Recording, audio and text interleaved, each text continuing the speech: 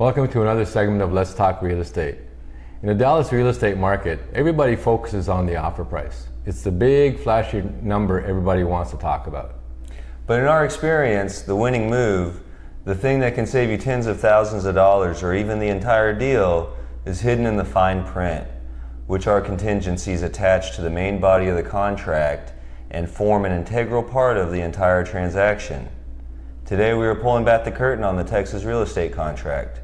We're going to discuss the clauses that truly matter so you can negotiate from a position of power.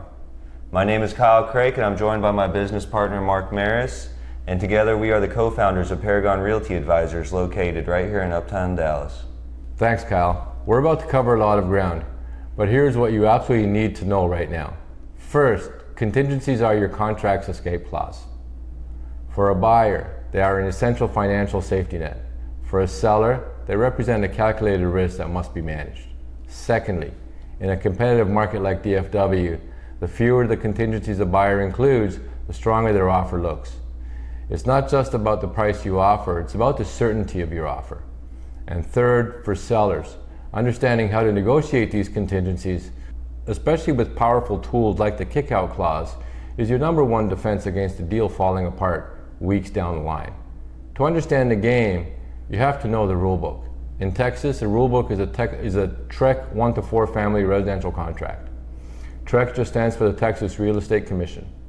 The standardized form creates a predictable foundation for almost every single family sale in the state. But here's the secret. The standard contract is just the chassis. It's the basic frame. The real power, the negotiation, and all the risk are in the addenda, the extra pages you attach to it. This is where you build your engine of the deal, and you build the engine using contingencies. So what is a contingency?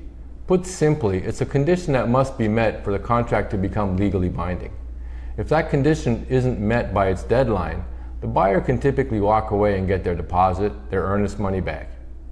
Think of it as a series of checkpoints the deal has to pass to get to the closing table. Now, Kyle is going to break down the first of the 3 contingencies that make or break the vast majority of the deals here in Dallas. Thanks, Mark. While there are many addenda, our analysis shows 3 are critical. First up, the financial safety net, the third-party financing addendum. For 9 out of 10 buyers who aren't paying cash, this is the most important protection you have. It makes the entire contract dependent on you getting loan approval. But a mistake we often see is thinking loan approval is a single event. It's not. It's a dual hurdle that both you and the property have to clear. First is the buyer approval. This is where the lender puts you under a microscope. Your credit, your income, your debt-to-income ratio. The contract gives you a specific number of days to get this done. From a seller's perspective, they want this period to be as short as possible, maybe 14 to 17 days. A short timeline tells the seller that the buyer is serious and financially solid. The second hurdle is the property approval. Even after the lender approves you, they still have to approve the house. This covers the appraisal, the property's insurability, and any lender-required repairs. This creates what we call a long tail of risk for the seller. A buyer might get their personal approval on day 15, but if the house fails to appraise 3 days before closing, the deal can still die. The financing contingency isn't truly cleared until that lender is ready to fund. That long tail brings us directly to our next key contingency, which Mark will help explain. That's right, Kyle. This brings us to the appraisal, which is often the biggest nail biter in the whole process. Let's imagine you agree to buy a house for $500,000, but the bank's independent appraiser comes back and says that it's only worth $480,000. You now have a $20,000 appraisal gap. Because the lender will only loan you money based on that lower value, you're now short. When this happens, a buyer who is protected by that financing contingency has 3 main choices. You can try and renegotiate the price down with the seller, you can try and terminate the contract and get your earnest money back, or you can cover that $20,000 gap with your own cash at closing. But in a hot market like Dallas, you can't just wait and hope for the best. Pro-level buyers use a special form, the appraisal waiver form, to make their offer stand out from the very beginning.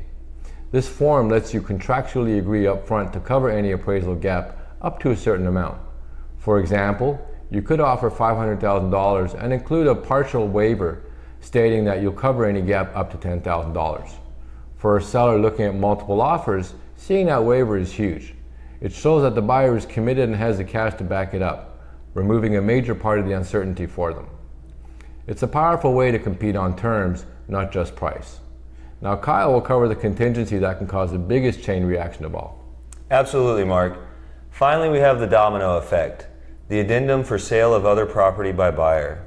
This is the ultimate buyer protection. It says, I will buy your house if and only if I can sell my current one first. This protects you from the nightmare scenario of being stuck with two mortgages. From the seller's point of view, however, this is the riskiest contingency of all. Their property is now held hostage by a completely separate transaction they have zero control over. That's why no smart seller should accept this without a very specific protection called a kick-out clause. This clause is the seller's lifeline.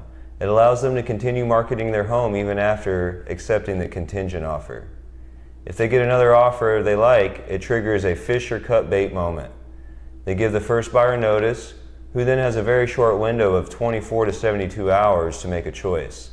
The buyer must either waive the home sale contingency entirely, proving they can buy the house no matter what, or the contract is terminated, and the seller moves on to the new offer. It forces a resolution and protects the seller from being stuck in limbo forever.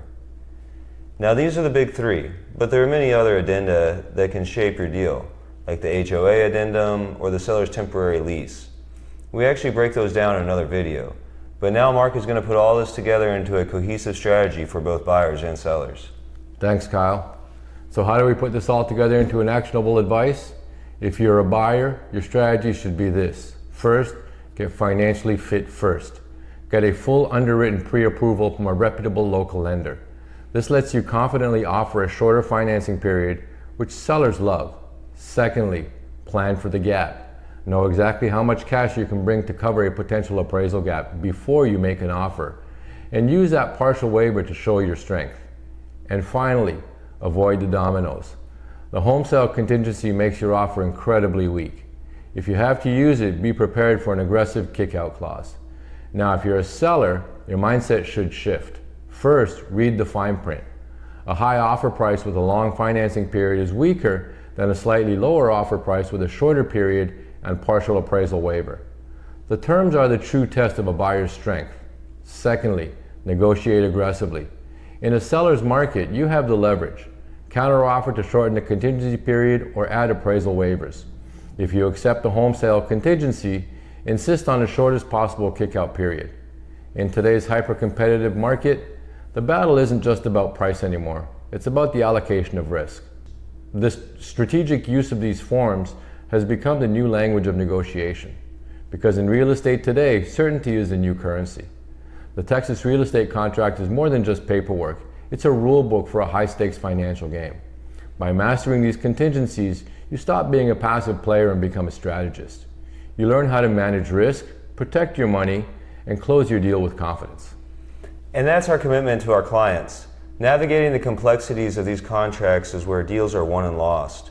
It requires more than just filling in blanks. It requires a strategy tailored to the Dallas-Fort Worth market.